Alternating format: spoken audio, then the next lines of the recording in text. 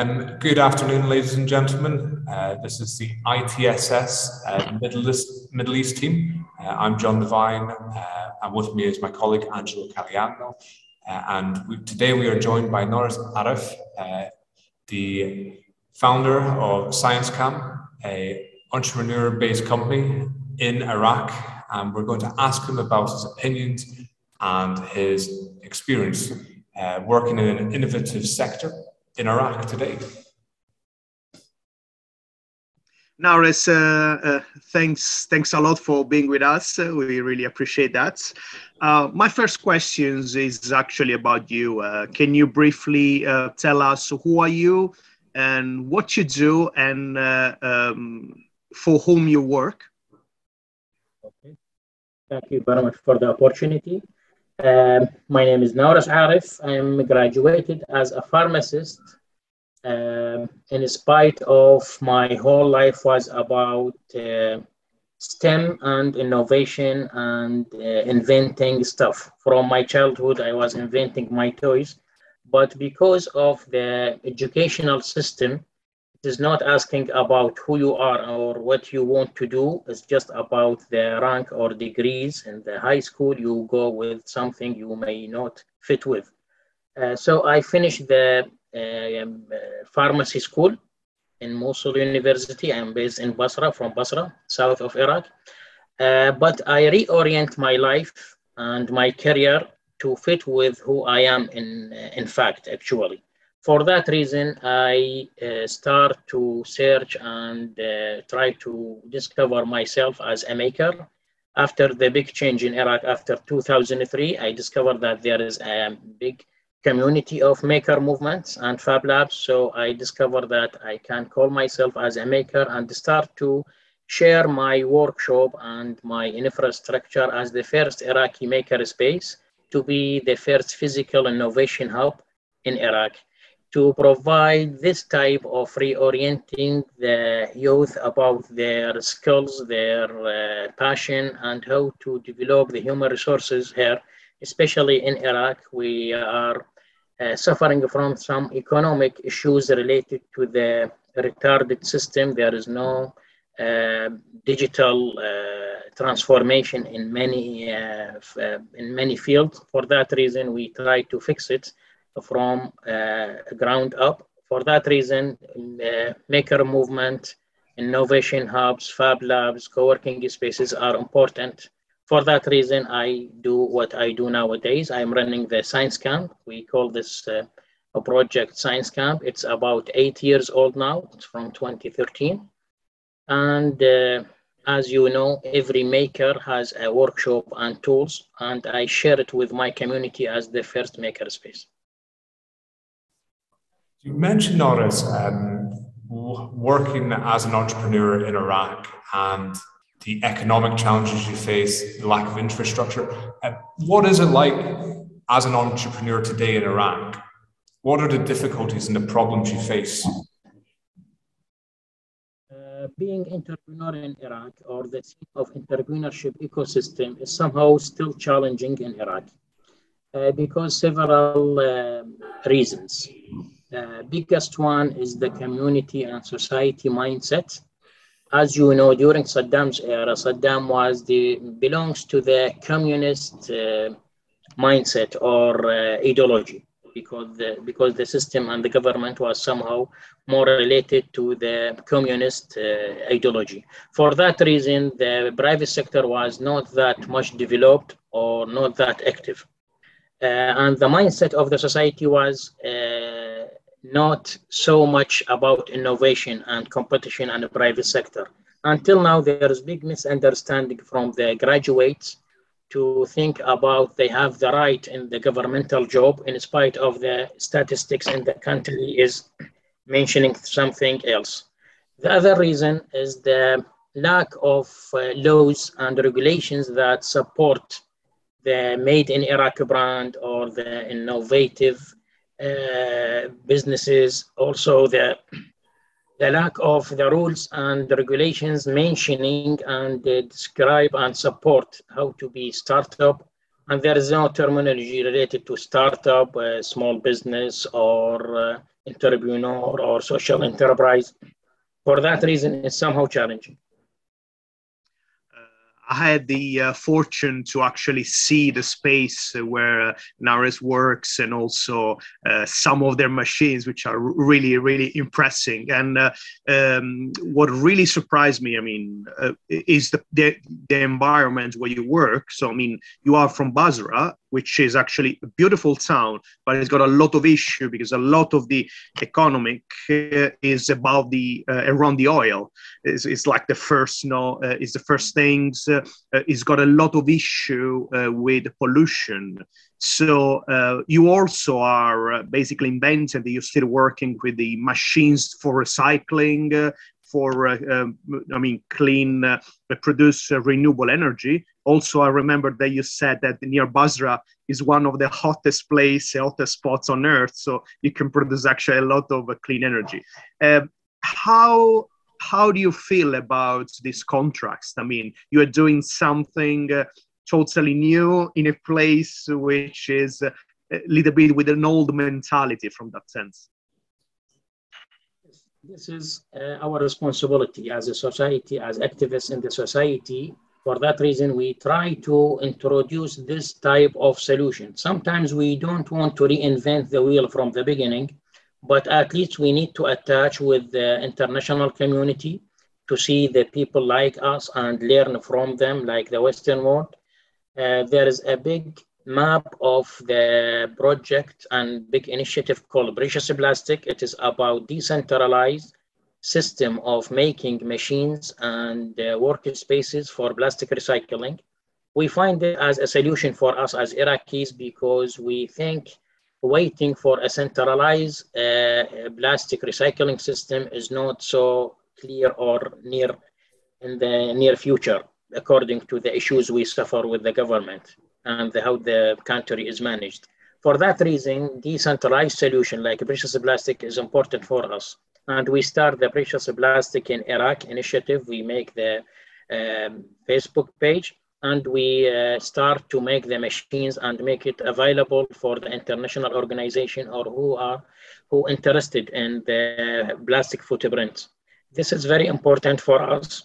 It's maybe strange in the whole environment, but it's maybe the start of the solution where we provide machines, but we aim to make it the start of the awareness to the plastic issue. On the other hand, all the climate change challenges is something important because Basra, as a third biggest reservation of oil in the world, suffer from the pollution, where still we here in Basra still burning the natural gas for ages, and the climate of Basra is something not healthy. Also, we have a very hot spot in the world in Basra, between Basra and Kuwait, and we work on a project called Sun Tracker, where we try to collect the sun energy, and till now in the experimental level we succeed to melt steel by the natural rays of sun in Basra. So it is a big opportunity to make big changes, not only in Iraq maybe, but also worldwide. On the other hand, we also think about the unjustified immigration of the Iraqi youth. They have a type of non-rational or non-realistic stereotype about the life in Europe, so they try to immigrate while there's opportunities. When we are talking about the opportunity of establishing a recycling system countrywide, also how to get benefit from the sun energy, and how to make the awareness against the climate change challenges. All that is opportunities and can make and create jobs, but it needs somehow to arrange in the right way. Unfortunately, the government is not that aware and active till now in this field, but this is what we can say it's our responsibility nowadays, because we know that and we can work even with our maybe limited approaches or limited reach out, but we try to get support, especially from the international support to make it more available for everybody in Iraq. Nawres, I think that was so interesting what you were saying about the ideology or under the Saddam Hussein regime, and even now, you're not waiting for a centralized authority to start this recycling process. And this conflict almost between wanting to be innovative and the aspirations of Iraqi youth who are trying to go to Europe. It got me thinking, how important is it for you to try and change people's mind on the perception of Iraq today? Unfortunately, in the West, we think of Iraq, and many people automatically think of the 2003 invasion, the Daesh insurgency, and the conflict that has raged there. How important is it for you to try and change the perception of Iraq to the international community and to the people living in Iraq today? Actually, it is our priority, because I travel a lot to Europe, to the US, and even to the regional countries. And every time, yes, we face this type of stereotype and perception about Iraq. It's mainly about the media, because media focus mainly on something big and maybe aggressive or critical, like wars and invasion and ISIS and stuff.